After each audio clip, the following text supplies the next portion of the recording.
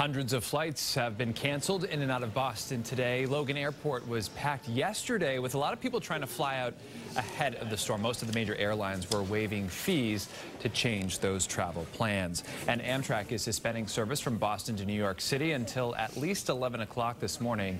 The railroad says service will be restored as conditions start to improve.